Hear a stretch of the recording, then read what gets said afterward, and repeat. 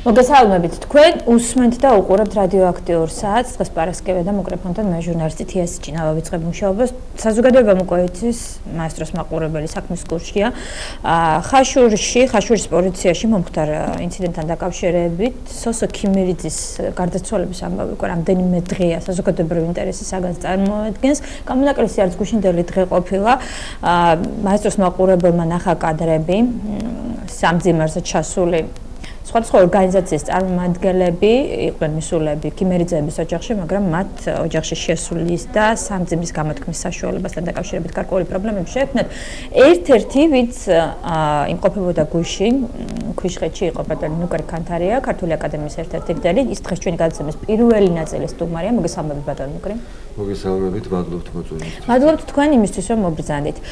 ჩვენ ვაკვირდებით ამ მოვლენას, სხვა შორის უნდა აქვე აღნიშნა რომ დღეს გავა აკრედიტაციის გარეშე კიდევ დამატებით ანუ როგორც თავად ამ გადაცემის ავტორმა შალვა რამიშვილმა განაცხადა ეს იქნება საგანგებო გადაცემა რომელიც მომზადებულია სწორედ ქვიშხეთში განვითარებულ მოვლენებთან დაკავშირებით სიტუაცია ნელ-ნელა უფრო და უფრო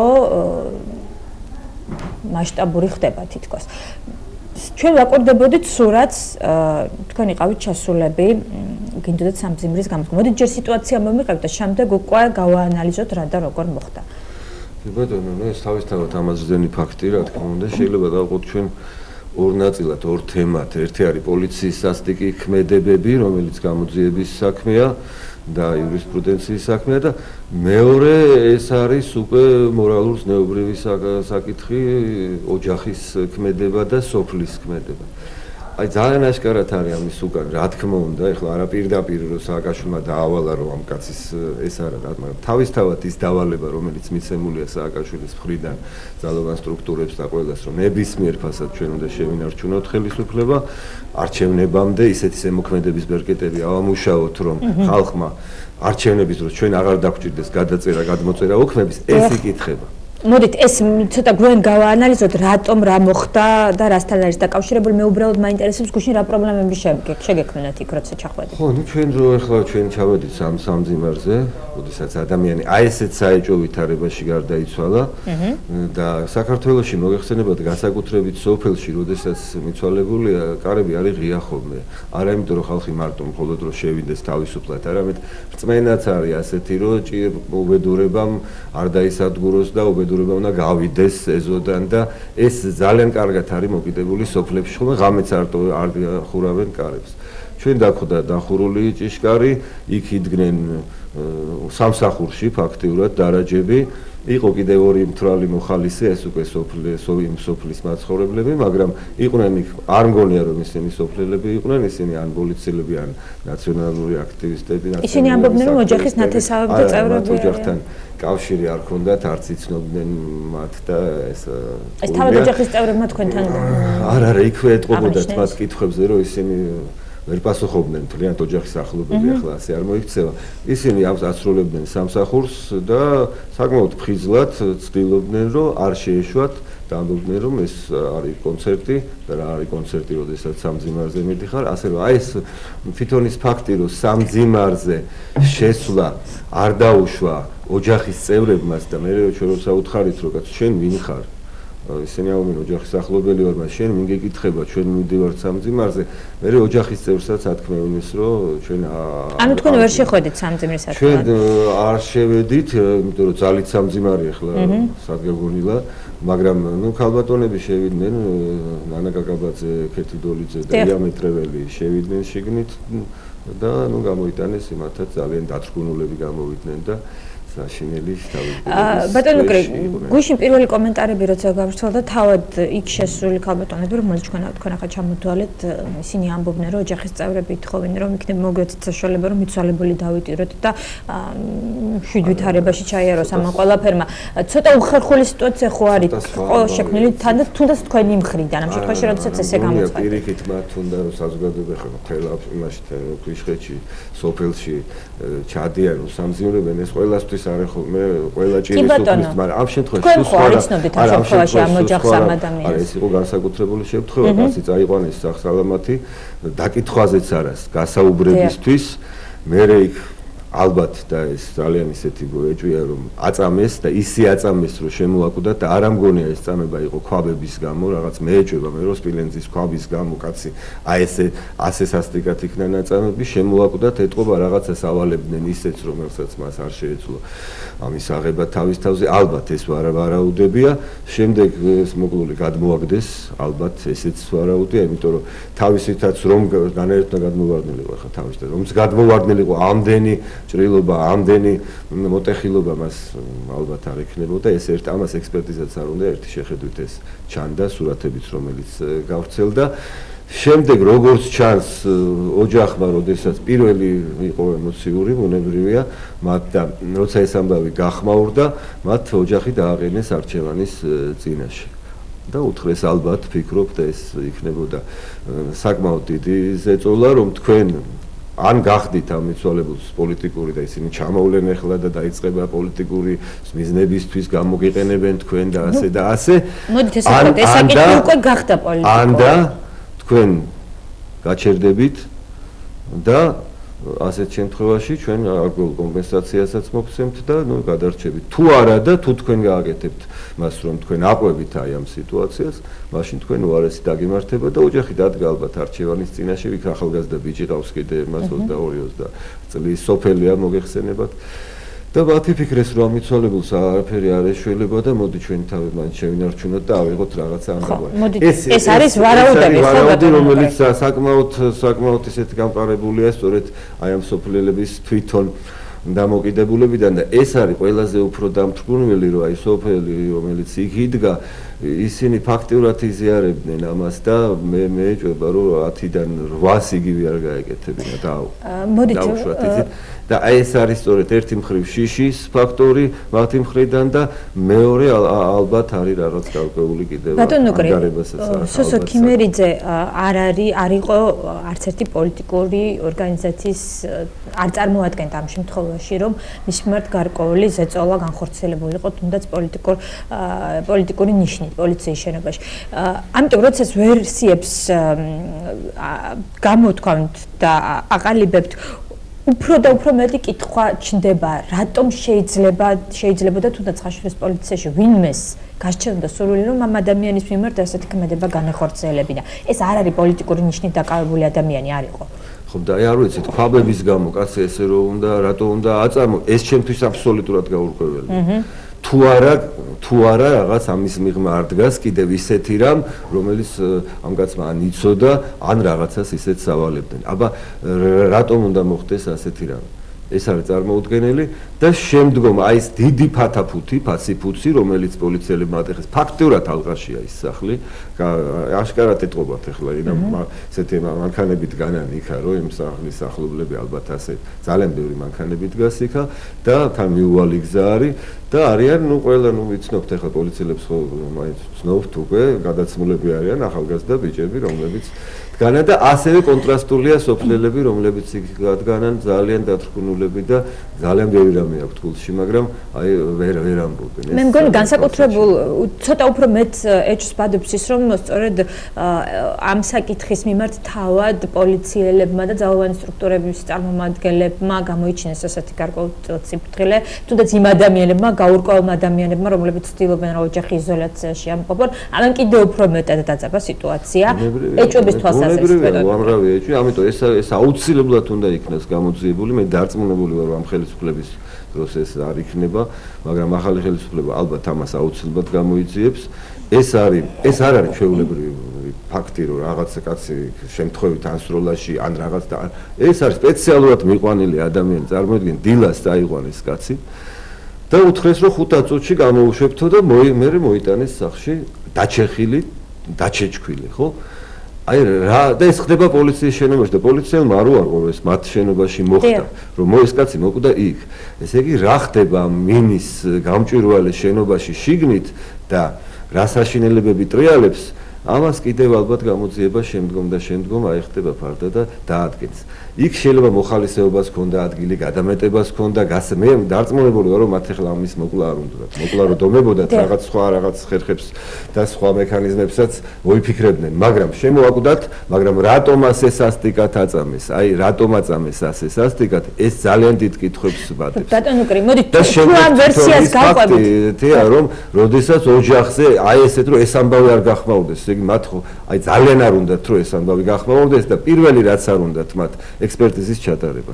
აი რაზეც ოჯახი დაითანხმეს. ოჯახს უნდოდა რა თქმა უნდა პირველ დღეებში, მაგრამ აი გუშინ უკვე ოჯახი ამბობდა რომ რაღაც ვაწვალოთ უკვე არ და განსაკუთრებით იქ როგორც მე მითხრეს, მეუღლე მისი უკვე ფაქტურად გარიგებული, დათანხმებული, შეშინებული. მოდით ნუ გავუსწრებთ ხომ მოვლენებს, იმიტომ რომ ამ შემთხვევაში იქ იყო სხვადასხვა ოჯახშიც არის განსხვავებული აზრები და ნუ იქ ახლა უფრო აი ეს ამაზრმა რომ ხაბატონი ნანა კაკაბაძე საუბრობდა სხვათა შორის მას შემდეგ რაც გამოვიდა სამძიმიდან რაც გამოვიდა მან თქვა რომ პრაქტიკულად ექსპერტიზაც არ არის საჭირო მიცვალებულ სახეზე აწერია რომ მას აღენიშნება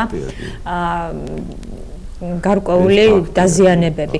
მე უბრალოდ იმ ვერსიას, რაზეც თქვენ საუბრობთ, რომ საერთოდ მიიჩნევთ ჩინაგან საქმეთა სამინისტროს მიერ გავრცელებულ ოფიციალურ ვერსიას, რომლის მიხედვითაც სოსო ქიმერიძე გადმოვარდა მოაჯირიდან, კიბის მოაჯირიდან გადმოვარდა და დაეცა პირველ სართულზე. მეორე სართულზე კიბეზე ჩამოსვლისას კიბის მოაჯირიდან გადმოვარდა და დაეცა პირველი სართულის ფოიეში. აი მოაჯირს ამბობ, თუ მოაჯირი არ არის და ესეთი შენობა რომ მაღალი კიბეები, მაგრამ მოაჯირი არ აქვს. ნუ კიდე შეიძლება კაცმა თქვას აღელვებული კაცი გადმოვიდა და ჩამოვარდა, მაგრამ რო ჩამოვარდა ამდენი როგორ მეიღო, მით უმეტეს არ უნდა უნდოდეთ ექსპერტიზაზე. წაყვანა რომ ყველაფერი ნათელი იყოს და რატომ არ უნდათ ექსპერტიზა? ბატონო კრი რომ ეს ვერსია გამოვიდეს, ოჯახსაც რომ არ უნდოდეს, პოლიციამ უნდა იძალოს იქ და ექსპერტიზა აუცილებლად. მაშინ რატო აი ესეთი საქმე ამ საქმეს ხო ეს არ არის პოლიტიკური, ყოველ შემთხვევაში არ იყო პოლიტიკური, ვიდრე პოლიტიკური პარტიის წარმომადგენლები არ ჩავიდნენ იქ და არ მოხდა გარკვეული აქცენტის გაკეთება, ისგივე არასამთავრობო ორგანიზაციის წარმომადგენლები. თავად ხელისუფლების მხრიდან რატო მოხდა თუ ეს ესეა, მოდით ვერსიების დონეზე ვისაუბროთ. თუ თქვენს ვერსიას მივყვებით და თქვენს ვარაუდს რომ ეს ადამიანი არ გადმოვარდნილა კიბის მოაჯირიდან და ის წამების დროს მოკვდა. რატომ შეიძლება მალავდეს ამ ჭეშმარიტებას, თუნდაც თქვენი აზრით ჭეშმარიტებას პოლიცია? ეს ხო არ არის პოლიტიკური საკითხი. არა პოლიტიკური საკითხი, მაგრამ შეიძლება მიიღოს პოლიტიკური საკითხი. ფეობრივი და მორალური საკითხი ოჯახის მხარეს. მე რატო ამახვილებით ეს ყურადღებას ამაზე? ეს უკვე ბოროტება, ეს უკვე დანაშაულია, ეს უკვე ჯერ ერთი წამების უფლება საიდან, მეორეც რაზე აწამებ და რისთვის? აი ეს კითხვები ხო ჩნდება? ანუ რატო ესეთი დაუჯელობა ამას გაკითხებით? ეს არ არის რეზონანსული თემა. ვიდრე მას არ მისცემდა რეზონანს ის ადამიანები, ვინც იქ ჩავიდნენ. ვიდრე ეს არ მოხდებოდა, მანამდე რატომ არ იმოქმედა ისე პოლიციამ? თქვენ ამაზე არ გიფიქრიათ? როგორ არ გიფიქრია და მაგას ვამბობთ სწორედ, რომ მანამდე რატომ იმოქმედა უფრო სწორედ ასე, ამას ამბობთ, ხო? რატომ გააკეთეს ეს ასე? აი აქ მოხდა. ანუ რატომ შემოგთავაზეს ის ვერსია, რომელიც შემოგთავაზეს ოფიციალურად? ხო და ესეც დილეტანტური ვერსია, მე თუ მკითხავთ რაღაც რომელიღაც ფილმიდან იმას გავს. ძალიან დილეტანტურია. მათ კვალის დამალვა ფაქტიურად არც უცდიათ. აი მხოლოდ ის მას ამბობენ ძალიან ზერელეთ, რომ გადმოვარდა. მათ არ უთქვათ, რომ იქ აიქცა, რაღაცა მოხდა. არა, გადმოვარდა. კაცი ანუ თქვენ გინდათ თქვათ, რომ ნებისმიერი მცირე შეცდომაც კი არ უნდა აღიაროს შინაგან საქმეთა სამინისტროს რიგებში. ეს არის დავალება უკვე მე ვიძახი. ეს არის, ამიტომ ამის უკან უკვე ჩანს, რომ ეს პოლიცია ისედაც პოლიტიზირებული, მაგრამ ამის უკან უკვე ჩანს და პარლამენტის გამოსვლაში ეხლა თითქოს რაღაც სხვადასხვაა, ხო, მაგრამ ეს ყველაფერი მაინც ერთი დიდი ეპიზოდია და ერთი დავალებაა, რომ ნებისმიერ ფასად პოლიციას აქვს, ნებისმიერ ფასად ვიძახი, რომ მათ არავითარ შემთხვევაში არაფერი არც უნდა აღიარონ. არც მათი წევრი არ უნდა დაისაჯოს არასდროს. ანუ ვიცით მთელი ფაქტები 26 მაისისა და ამაზე ახლა დროს აღარ დავკარგავთ, როდესაც მათ ფაქტურად არ ისჯებიან ისინი, ნების არც გადაცდომაზე, არც დანაშაულზე, მხოლოდ რაღაც მერე იქნება ხოლმე, რომ აი ეს გადაიყვანეს, თითქოს გადმოიყვანეს, რაღაც სამსახურიდან მოხსნეს, მაგრამ ჩვენ არ ვიცით, რომ მართლაც ხდება ეს თუ არ ხდება თუ მერე აწინაურებენ. აქაც იგივე ფაქტთანა გვაქვს საქმე. მე ეჭვება რომ თქვა რომ ეს იყო პირდაპირი დავალება რომ ეს კაცი მოკალით რა თქმა უნდა ამას ახლა და გონია რომ ეს ასე არ იყო მაგრამ ისე შედიან აზარტში ეტყობა და ისე შედიან ეშხში ამ წამების დროს, რომ ისინი უკვე ზომას და წონას საერთოდ აღარ აქვთ და აი კაცი შემოაკვდათ. მერე უკვე აღარც იფიქრეს იმაზე, რომ კვალი მოდი რა, პირდაპირ ვისაც პირველი ალბათ მოუვიდა თავში, მოდი გვითომ ჩამოვარდა აქედან. აი რანაირად ჩამოვარდებოდა კაცი მოაჯირი. ეს არის ეს აბსოლუტურად და როდესაც ამ ვერსიას ისინი ამბობენ, ხო უნდა გაამაგრონ მაშინ და მით უფრო უნდა ექსპერტიზა მოიყვანონ. მით ყველაფერი უნდა გააკეთონ ახლა მათ იმისათვის რომ მართლაც რომ ჩვენ ეჭვები და კითხვები არ გაგვიჩნდეს, მაგრამ იმდენად აშკარაა ყველაფერი, რომ ექსპერტიზა ფაქტიურად ამ საქმეს მართლაც არ ჭირდება, იმდენად ხელის გულზეა და იმდენად თეთრად არის ეს ყველაფერი შეკერილი. მე ეს არ მიგვირს, იმიტომ რომ მათ ხშირად გაუკეთებიათ სამწუხაროდ ასეთი ქმედებები და ბუნებრივია ეს არის ამაზრდენი, მაგრამ ჩემთვის არანაკლების მორალურ ზნეობრივი მომენტია, რომელთაც სოფელი არის თვითონ დათრგუნული, იმიტომ რომ სოფლის მიმართ ეს არ იქნება ერთი სოფელი საქართველოში, დარწმუნებული რომ ეს მეთოდები მათი არის ერთნაირი და აი სწორედ ის რომ თავისუფალი არჩევანი საშო კაცს და რამხი როგორი мотиваცია აქვს მიცვალებული უსვენიათ სახლში და მიუხედავად ამისა მათ არჩეს დუმილი და თანხმობა. ეს არის ყველაზე საშინელი, როდესაც ფაქტიურად უკვე მოუწოდებენ ხალხს და თუნავენ აი ასეთი ძალადობით და შეიძლება მხოლოდ ძალადობითაც არა. სხვათა შორის ამ ფაქტთან დაკავშირებით სახალხო დამცველი დაინტერესდა უკვე იქიდან გამომდინარე ჩვენ საუბარი არ არის აქ მხოლოდ და მხოლოდ ვერსიები და გარკვეული ეჭვები არსებობს არა მხოლოდ საზოგადოების გარკვეული ნაწილის მხრიდან, არამედ ამით დაინტერესება უკვე სახალხო დამცველმაც გამოთქვა. მოდით მე მონიტორინგის პირველად შედეგს გაგაცნობთ თქვენც და საზოგადოებასაც. კი ბატონო, მოუწოდა რომ აუცილებლად არათუ დაინტერესდეს, ჩავიდეს იქ და ყველაფერი. კი ბატონო, სახალხო დამცველის წარმომადგენელი 28 თებერვლის ღამეს უკვე იყო ჩასული ხაშურის პოლიციის რაიონულ სამმართველოში. განცხადებაში აღნიშნულია, რომ შინაგან საქმეთა სამინისტროს მიერ გავრცელებული ინფორმაციით ქიმერიძე სამმართველოს კიბის მოაჯირიდან გადავარდნის შედეგად სასიკვდილოდ დაშავდა. სახალხო დამცველის რწმუნებულებმა დაათვალიერეს შემთხვევის ადგილი, გაესაუბრნენ სამმართველოს უფროსის მოადგილეს, ავთანდილ სამსონაძეს და სამმართველოს თანამშრომლებს. მე შემიძლია ახლა ავთანდილ სამსონაძის ერთგვარი ჩვენება სახალხო დამცველის წარმომადგენლის მიმართ გაკეთებული მოგაწოდოთ ინფორმაცია. სამსონაძის თქმით 2012 წლის 27 თებერვალს ნაშუა დღეს ხაშურის პოლიციის თანამშრომლებმა სოფელ ქვიშხეთში მომხდარი ქურდობის ფაქტთან დაკავშირებით საგამოძიებო მოქმედებების ჩატარების მიზნით სოლომონ ქიმერიძე ხაშურის რაიონის სამმართველოს შენობაში მიიყვანეს. ქიმერიძეზე არსებობდა ინფორმაცია, რომ მან ქვიშხეთში მცხოვრები თამაზ გამგონიძის კუთვნილი ნიკელის, ჩაიდანი და ალუმინის ქვაბი მოიპარა, ვინაიდან ქიმერიძისთვის ბრალის წაყენება და მისი დაკავება იმ ეტაპზე არ განხორციელებულა. იგი ხაშურის რაიონის სამმართველოს დაკავებულ პირთა აღრიცხვის წიგნშიც არ შეუტანიათ. ანუ ის არ არის გატარებული და მას ოფიციალური სტატუსიც არ გააჩნია, ისია მიყვანილი პოლიციის შენობაში. სახალხო დამცველის ინფორმაციით, როგორც ახსნა განმარტებიდან ირკვევა, ქიმერიძის გაესაუბრნენ სამმართველოს მესამე სართულზე მდებარე ერთ-ერთ ოთახში. გასაუბრების დასრულების შემდეგ დაახლოებით 17 და 25 წუთზე იგი ჩამოჰყავდათ მეორე სართულზე იმ მიზნით, რომ მესამე სართულზე დაზარალებულს უნდა გასაუბრებოდნენ. ჩამოსვლისას ქიმერიძე მესამე სართულიდან კიბის მოაჯირიდან გადავარდა. ხაშურის რაიონული სამმართველოს უფროსის მოადგილის თქმით, კიბეზე ჩამოსვლისას ქიმერიძეს წინ სამმართველოს თანამშრომელი მალხას ციყელაშვილი მიუძღო და არც ამ უკანასკნელს და არც სხვა თანამშრომლებს უშუალოდ გადავარდის ფაქტი არ დაუნახავთ. თუმცა ვარაუდობენ, რომ დიდი სიმაღლის და წონის გამო შესაძლებელია ქიმერიძემ წონასწორობა დაკარგა და მოაჯირიდან გადავარდა. სასწრაფო დახმარების ბრიგადამ ქიმერიძე გადაიყვანა ხაშურის რაიონულ საავადმყოფოში, სადაც იგი სამწუხაროდ მიყვანილი და რამდენიმე საათში გარდაიცვალა.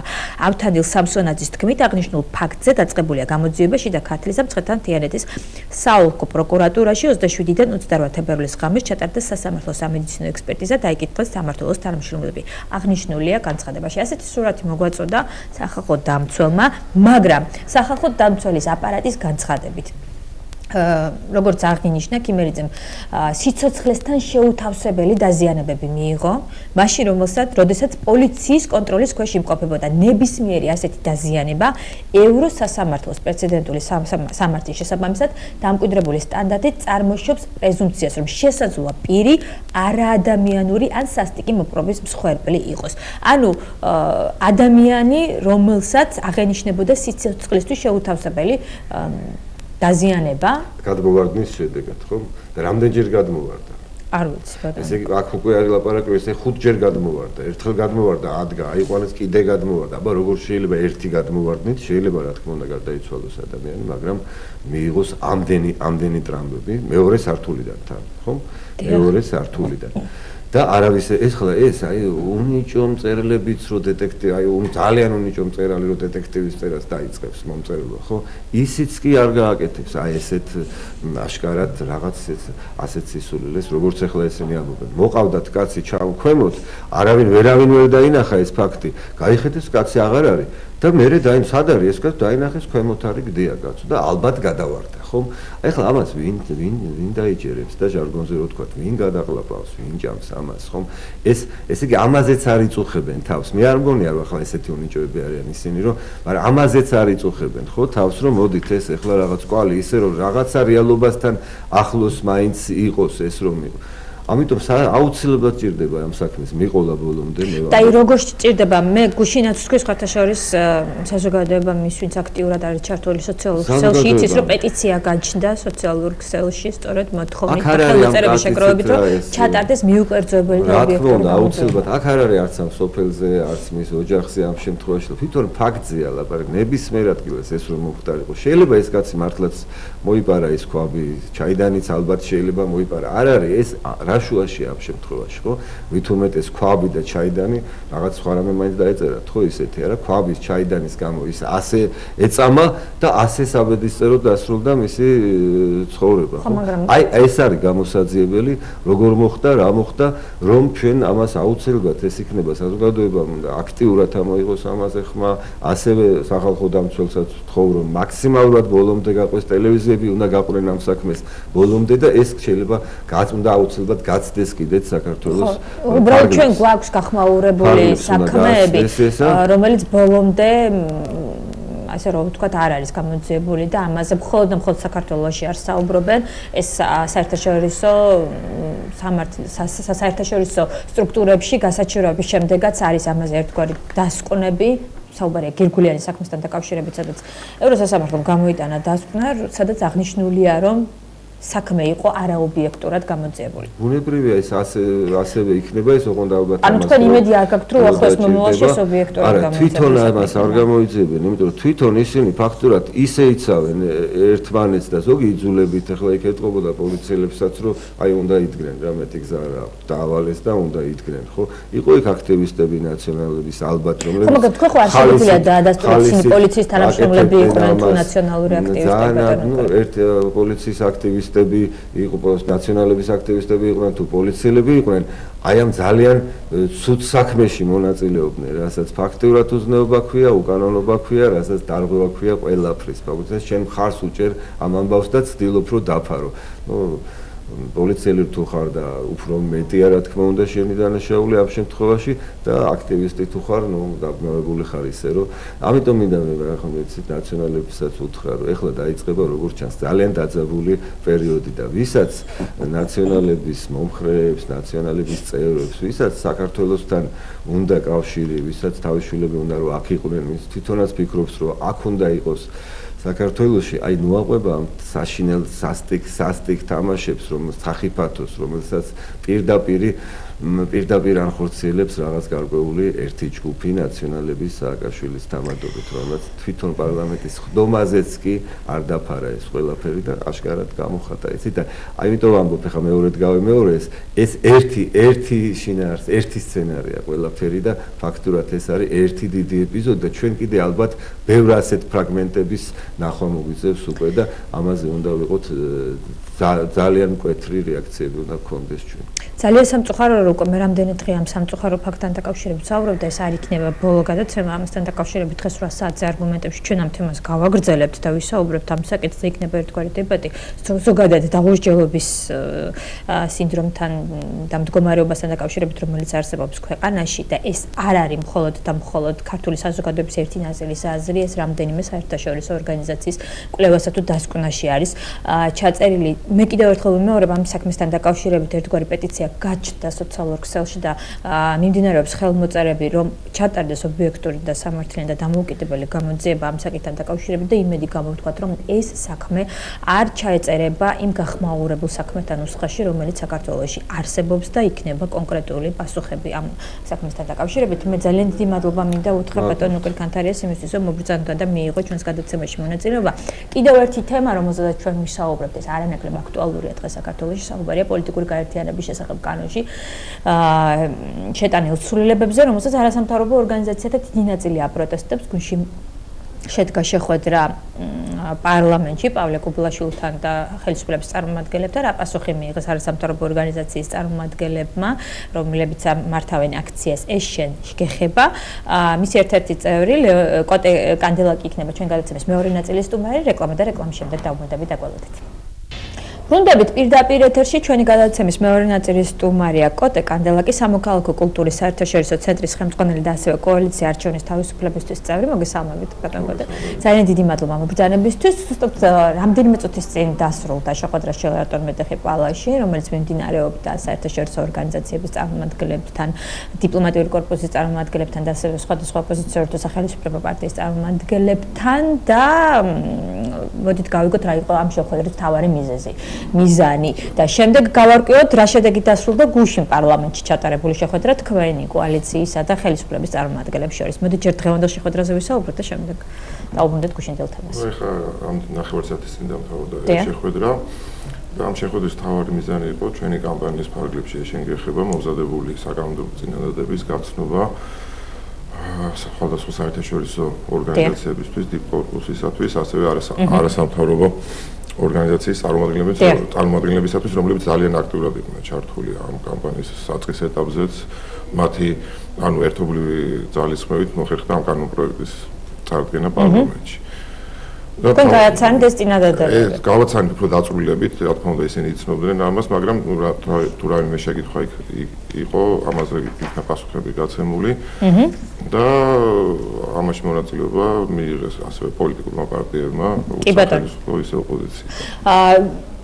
რა წინადადებებს შეიცავს თქვენი პაკეტი ამას ცოტა მოგვიანებით განვიხილოთ, მოდით ჯერ განვიხილოთ ის თუ რა შედეგს მიაღწია თქვენმა კამპანიამ და მოძრაობამ გუშინ საპარლამენტო უმრავლესობასთან შეხვედრის შემდეგ.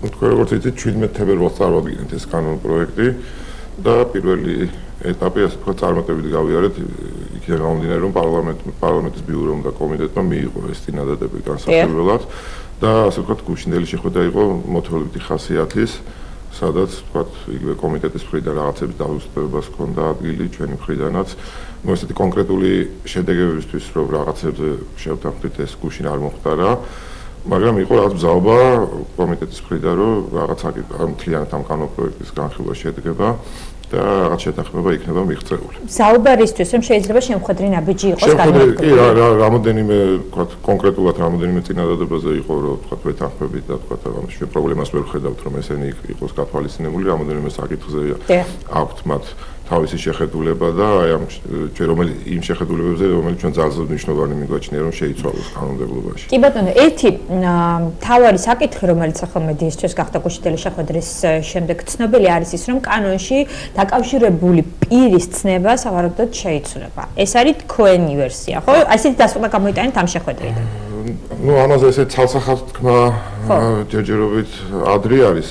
ანუ ჩვენ წარდგენილ კანონპროექტში მთლიანობაში დაკავშირებული პირის ცნება არ ფიგურირებს, ისე არ ჩამოყალიბებული, რომ ცალსახად იურიდიული პირი ან ფიზიკური და როგორც კანონს იმას თავისი სანქცია აქვს და აქედან გამომდინარე დაკავშირებული პირის ცნების შემოტანა კანონმდებლობაში საერთოდ ზედმეტად მიგვაჩნია, მაგრამ ნუ პარლამენტის მხრიდან ამაზე კანონპროექტის უბრალოდ იმ კანონის ავტორების მხრიდან ამაზე ცოტათი ეს ცალსახად დამოკიდებულება არ არის, მათ მე ესეთი შთაბეჭდილება დამჭა, რომ აი ამ დაკავშირებული პირის ცნების დატოვება მაინც სურთ კანონმდებლობაში. როგორც გუშინ პავლე კუბლაშვილმა განაცხადა, მან დაადასტურა, რომ იურიდიული პირის ცნებასთან დაკავშირებული პირის ცნებასთან დაკავშირებით შეიძლება რაღაც მოხდეს, მაგრამ გამორიცხავს ზოგადად დაკავშირებული პირის გაუქმებას. აი მეც ესეც ხო, მაგრამ თქვენ წინადადების პაკეტში ამოღებულია და ანუ ლოგიკური მაც არ არის, იმიტომ რომ თუ არის პირი, რომელიც უკანონოდ ხარჯავს თანხას საარჩევნო კამპანიისათვის, რომელიც ამა თუ იმ პარტიის სასარგებლოდ, ის თავისთავად სანქციის ქვეშ ექცევა და ამის ცალკე გამოცხადება, თქვა დაკავშირებულ პირად, ჩვენ არ მიგვაჩნია სწორად. ნუ იქ იყო საუბარი, რომ შეიძლება რაღაც შეთანხმება მოხდეს, ასე შუალედური ვარიანტი, თქვა გამოიყენოს ისეთი პირები და პირდაპირ მათზე არ განხორციელდეს სანქცია, არამედ დაწესდეს უბრალოდ მონიტორინგი და თუ ეს თქვა მრავალჯერად განახორციელა ამ პირმა ასეთი ქმედება, ხოლმე მას შემდეგ მოხდეს გავრცელება იმ მუხლის იმ შეზღუდვებისა, რომელიც პოლიტიკურ პარტიებზე ვრცელდება. მოდით თუ შეთანხმება არ მოხდა იმაზე, რომ სრულად ამოიღონ მაგალითად დაკავშირებული პირის ცნება ამ პროექტიდან, რაზე შეიძლება მაგალითად თქვენ შეჯერდეთ, იმიტომ რომ პავლე კუბლაშვილი ამბობს, რომ შეიძლება გარკვეული დაზუსტება შევიდეს კანონ პროექტში ამ დაკავშირებულ პირთან დაკავშირებით. როგორ შეიძლება დაზუსტდეს ეს ყველაფერი? როგორ წარმოგიდგენთ? ეს გუშინელი შეხვედრის მიზანი საბოლოო ჯამში არ იყო, რომ რაღაც გუშინ რომ მიგვეღწია შეთანხმებას, ეს ალბათ მომავალ კვირას გაირკვევა. უფრო ზუსტად რაზე შევთანხმდებით და რაზე ვერ შევთანხმდებით, რომელ ჩანაწერს.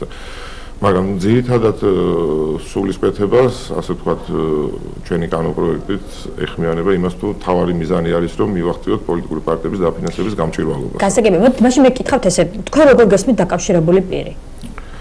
ხელისუფლებას როგორ ესმის არა?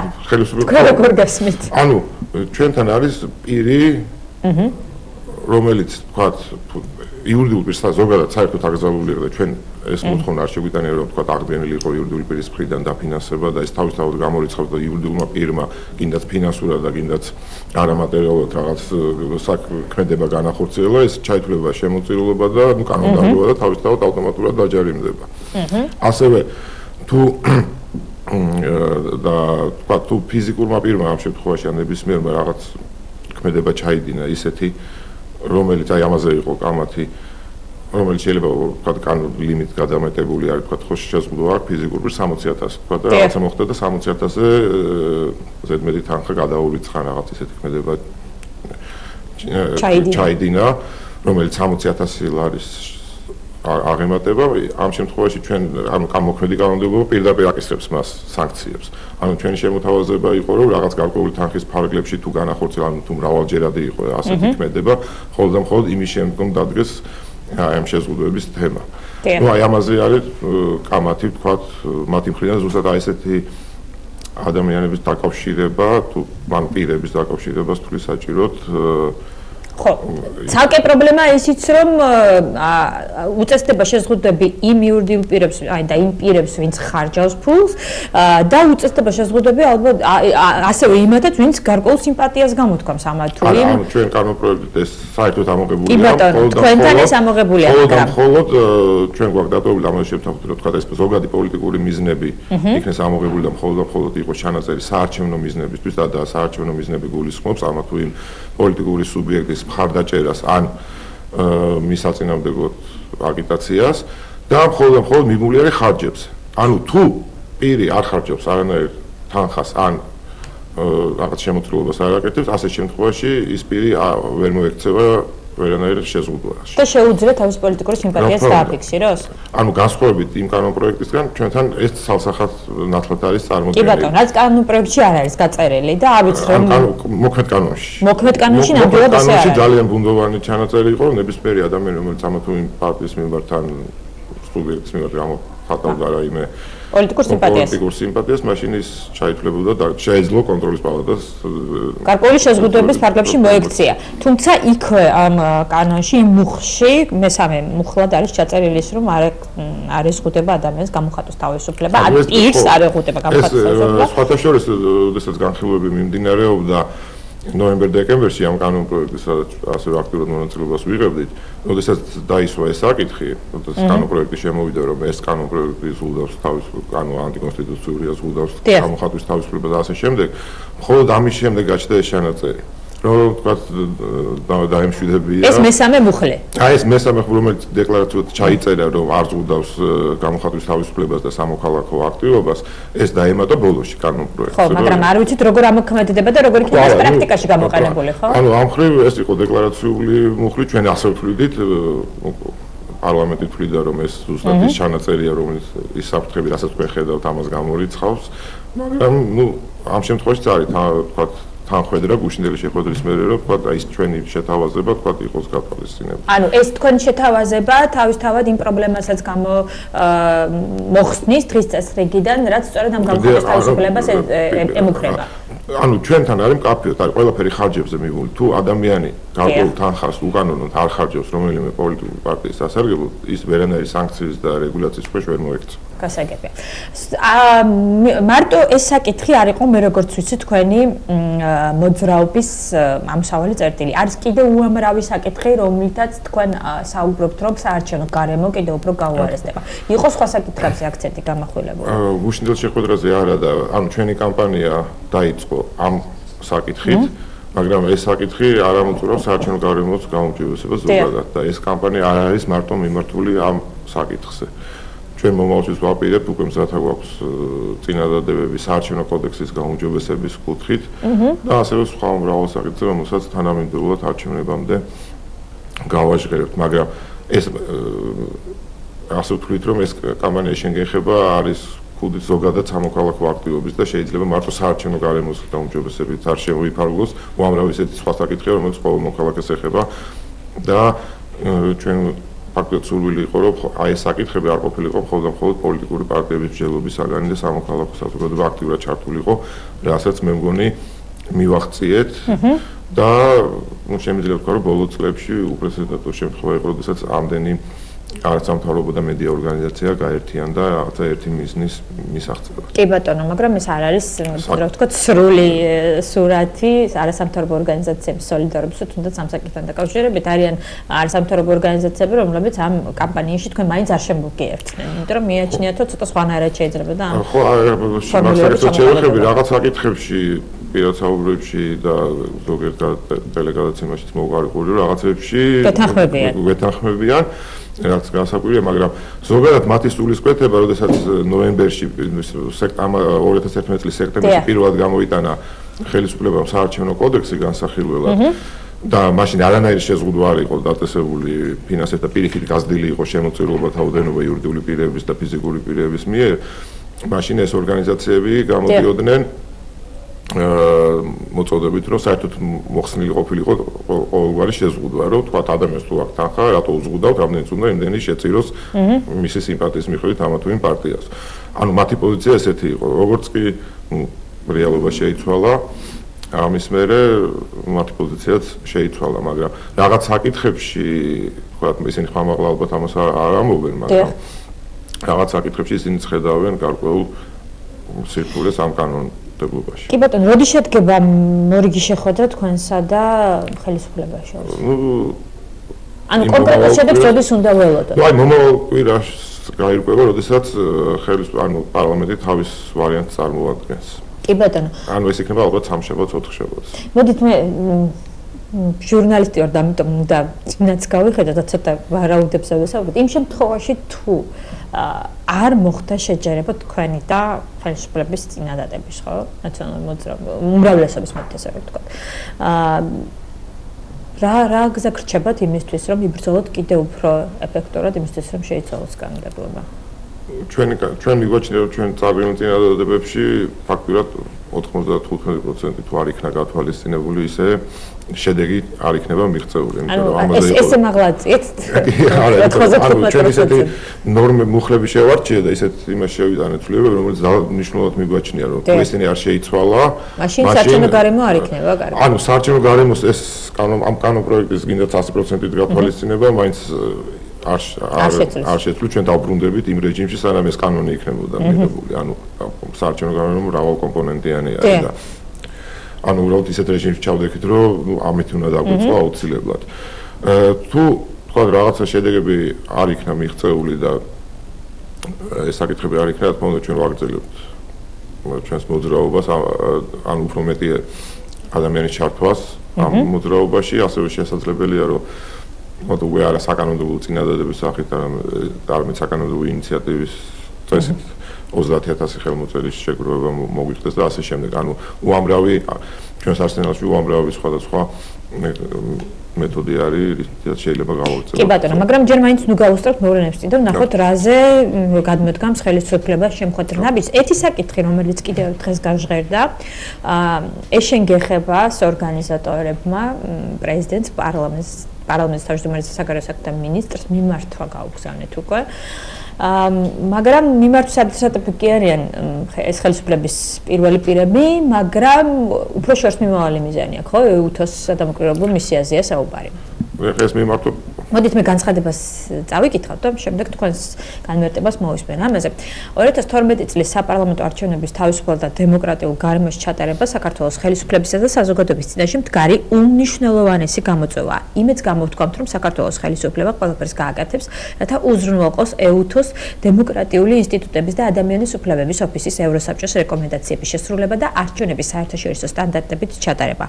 ქართული არასამთავრობო და მედია ორგანიზაციების წარმომადგენლები ვეთანხმებით 28 თებერვალს პრეზიდენტის მიერ პარლამენტში გამოსვლისას გამოთქვამს პოზიციას წინასაარჩევნო ვითარების მონიტორინგისთვის საერთაშორისო დამკვირვებლების მოწვევის აუცილებლობის თაობაზე და მოგმართავთ წინადადებით. უმოკლეს ვადაში საქართველოში მოიწვიოთ EUTOS დემოკრატიული ინსტიტუტების და ადამიანის უფლებების ოფისის გრძელვადიანი სადამკვირვებლობის სია, რომელიც უზრუნველყოფს საარჩევნო გარემოს კვალიფიციურ და მიუკერძოებულ მონიტორინგს არა მხოლოდ ორთვიან წინასაარჩევნო პერიოდში, არამედ მთელი წინასაარჩევნო წლის განმავლობაში. თქვამია არასამთავრობო და მედია ორგანიზაციების წარმომადგენლებთა მიმართვაში. აი ესეთ მიმართვა გავრცელდა დღეს. ანუ ამის გარდა ჩვენ მიმართვას გავუგზავნებთ თვითონ EUTOS-ის წარმომადგენლობას. მიუხედავად იმისა, რომ არ გაქვთ მანდატი. ანუ აუცილებლად სახელმწიფო უნდა მოიწვიოს დამკვირვებლები EUTOS მისიის და ამისათვის არის სხვადასხვა ვადები, მაგრამ ჩვენ მივაჩნია, რადგანაც უკვე დაწყებული არის წინასაარჩევნო კამპანია, კანონმდებლობაში ისეთი ცვლილებები შევიდა, რომ ფაქტიურად პოლიტიკური პარტიების ამ კანონიდან გამომდინარე წინასაარჩევნო ფაქტიურად მთელი წლის განმავლობაში გრძელდება ეს წინასაარჩევნო პერიოდი, იმიტომ ის რეგულაციები რაც დაწყეს და არ არის ადრე იყო მხოლოდ ამ როდესაც არჩევნები დაინიშნებოდა, მხოლოდ მას შემდეგ იწყებოდა ეს წინასაარჩევნო პერიოდი ოფიციალურად. და ამის გამო ჩვენ ჩავთვალეთ საჭირო და აუცილებლად რომ ეს გრძელვადიანი მისია სადამკვირვებლო იყოს გამოგზავნილი საქართველოში. რამდენად შესაძლებელია მთელი წლის განმავლობაში ესეთი? ანუ ფაქტიურად მთელი წელი არ გაჩვევა, ოქტომბერში არის არჩევნები, თუ ეს მიმართვა გაიგზავნა, რაღაც საორგანიზაციო ფაქტიურად გამოდის 6-5 თვე და არა 2 თვე. და არა 2 თვე და ეს ჩვენ ძალზედ მნიშვნელოვნად მივაჩნია იმისათვის, რომ ის შეფასებები, რაც შემდგომ მათ მისიამ უნდა გააკეთოს, თქვა არჩევნების სამართლიანად ჩატარდა თუ არა და ასე შემდეგ.